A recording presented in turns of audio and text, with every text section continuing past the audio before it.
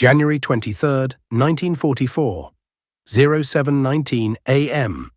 The sun had barely risen over the Solomon Islands, and the Pacific looked like polished glass as Lieutenant Robert Hale Armstrong walked toward his P-38 Lightning. Ground crew moved around the fighter with the quiet rhythm of men who had spent years preparing machines for war. This patrol was supposed to be simple, a straight loop, 80 miles out, 80 miles back. Check for enemy movement, return in time for lunch. But in the Pacific, routine never stayed routine for long. Hale climbed the ladder and eased himself into the narrow cockpit. The metal was cold. The oxygen mask smelled of rubber and sweat. The familiar creak of the seat harness settling against his shoulders grounded him.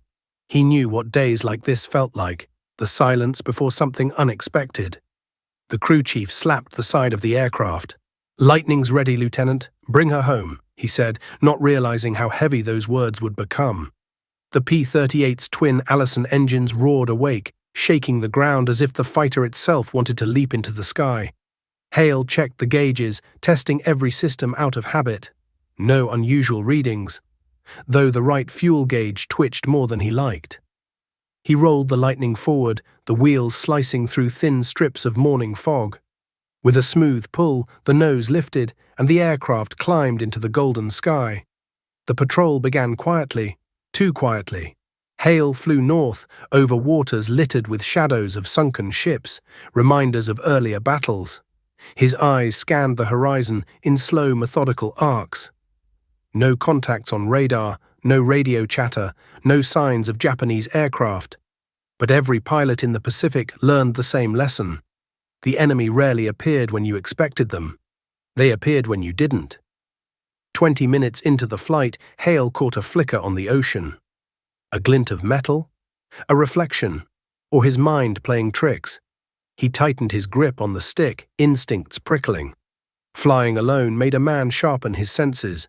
He'd survived this long because he listened to that quiet internal voice that whispered when danger approached. And that voice was whispering now. Hale climbed through thin cloud layers, feeling the temperature drop. The world around him grew quieter, more distant. Then, far above, he saw it. The faint, unmistakable shimmer of sunlight bouncing off several metal surfaces. Not one aircraft, not two. 5. They were too far to confirm, but the movement, the shape, the way they grouped. They were zeros, and they were descending. What Hale thought would be a lazy patrol was rapidly turning into a fight he wasn't meant to survive. This was the beginning of the 1 versus 5 battle the Navy would later pretend didn't happen, because what Hale captured on his gun camera was something they didn't want the world to see. He pushed the throttle forward. Everything was about to change. January 23, 1944, 9:02 a.m. The sunlight made halos around the approaching aircraft, predators gliding down from the heavens. Hale recognized the formation instantly. The Zeros weren't just hunting, they were coordinated, disciplined, and confident. Elite pilots. They didn't break formation as they descended, they tightened it. 5 white wings swooping downward with surgical precision. Hale muttered under his breath, "You're kidding me." 5. He shoved both throttles to maximum power. The Lightning surged forward, engines screaming in unison. The lead Zero opened fire first. Tracers whizzed past Hale's canopy, shimmering orange in the morning light. Another burst cut across his left wing, tearing small holes through the metal skin. Hale banked hard right, nearly blacking out from the G-force. The Zeros followed instantly. They moved like one creature with 5 heads. Down toward the water he dove, using the P-38's strongest trait, its blistering speed in a vertical drop. The airframe shook violently. The altimeter spun. Spray from the ocean hit the underside of the Lightning. Still, the Zeros stayed behind him, their engines shrieking as they closed the distance. Hale's breathing slowed, the way only someone trained for this kind of pressure could manage. He flipped a switch with his thumb. Gun camera. On. Every second from here on was being captured. The lead Zero lined up a shot.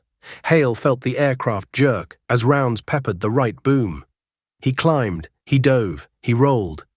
He kicked the rudder so hard the aircraft bucked like a wild animal, But the Japanese pilots were relentless. Two slid to his left, one hovered behind him, one rose above, one dipped low, a full cage, a perfect ambush. But Hale wasn't a rookie. He understood the P-38 better than his own heartbeat. He punched the throttle forward again, pulled into a sudden vertical climb, and spun the Lightning into a maneuver that Zero pilots rarely expected. He inverted the aircraft, rolled over the top, and dropped down behind the nearest Zero. He squeezed the trigger. 1 second burst. Perfect. The Zero exploded into a cloud of flame and metal. But Hale didn't flinch, didn't celebrate. He had 4 more enemies, and one mistake meant he wasn't going home.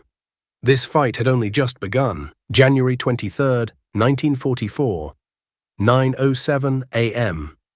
4 Zeros circled him with renewed fury, angry, aggressive, and faster than ever. Hale threw the Lightning into a rolling slide, barely avoiding a burst that would have torn the canopy clean off. He reversed direction sharply. The Zeros hesitated, tiny mistakes, measured in fractions of seconds, but enough. Hale snapped the Lightning into a steep climb. His damaged right boom rattled, but he kept pushing. He reached the top of the loop and dove down behind the second Zero. He fired a short burst. The rounds punched through the cockpit. The Zero rolled onto its back, dropped smoke, and spiraled into the ocean. Now 3 left, but the fight was turning against him. His right engine coughed, spitting oil onto the windshield. His controls grew heavy. His oxygen mask pulled tight as he descended too fast. The Zeros sensed weakness. All 3 came at him from different angles. One above, one behind, one sweeping across his nose. Hale pitched the Lightning upward, but the climb came too slow. A burst slammed into his left wing. Sparks erupted off the metal, and Hale nearly lost control. He steadied the aircraft, breathing through grit and pain. His vision blurred. The cockpit vibrated. The Lightning was disintegrating mid-air. But Hale wasn't done. He swung the nose left, fired blind, and clipped the wing of the third Zero. It spun out of formation, fire trailing behind it until it hit the waves. 2 left, but Hale had taken too much damage. His controls lagged. His aim drifted. His right engine didn't sound healthy anymore. This wasn't just a dogfight now, it was survival. The last 2 Zeros tightened formation, a deadly trap, and Hale had one move left that he'd been saving for the moment everything was about to fail. January 23, 1944, 9:11 a.m. The last 2 Zeros were the most aggressive. They weren't testing him anymore. They were committed to finishing him. The first dove straight down, trying to pin him from above. Hale rolled the Lightning under it, engines sputtering in protest. The Zero overshot, and Hale squeezed a burst into the belly of the aircraft. It exploded instantly, 1 left. But the last Zero, this one flew differently, disciplined, perfectly measured, experienced. Hale suspected this pilot was a squadron leader, someone who had survived dozens of dogfights and knew exactly how to take down a wounded twin-engine fighter. The Zero slid behind Hale, matching every turn, every drop, every climb. Hale's Lightning shuddered from the damage. His right engine backfired. The stick grew heavier with each movement. He was fighting with a machine that had already given everything it had. The last Zero closed in, tracers slicing past Hale's canopy. He dropped altitude, swooping dangerously close to the Pacific's surface. Spray hit the underside again. The Zero stayed right behind him. Hale needed a miracle, or a move he'd never tried in combat. He pulled the Lightning upward sharply, stalled it intentionally, and let the aircraft drop like a dead weight. The Zero overshot. Hale restarted both engines mid-stall, the Lightning roaring back to life. He fired a full burst straight into the belly of the last Zero. It erupted into a burning cloud, 5 Zeros down, but Hale's fight wasn't over. He still had to make it home in a plane barely holding itself together. And what was waiting on the ground was something even he didn't expect. January 23, 1944, 10:02 a.m. Hale limped the Lightning back toward base, engine choking, controls stiff, rudder barely responding. When he touched down, the aircraft rolled to a stop on shredded tires. Ground crew froze in disbelief. Bullet holes peppered both booms, oil streaked across the fuselage, smoke curled from the right engine, even the canopy was cracked. "How the hell?" one mechanic whispered. But Hale didn't say a word. He simply reached into the cockpit and removed the gun camera film.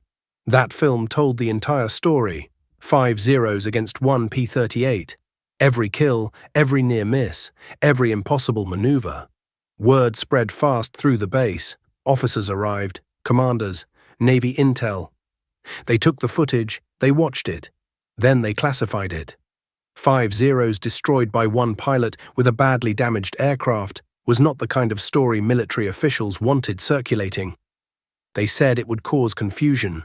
They said it would raise questions. They said it didn't fit the official narrative. So the footage was locked away. Hale flew only a few missions after that, but he never forgot that day.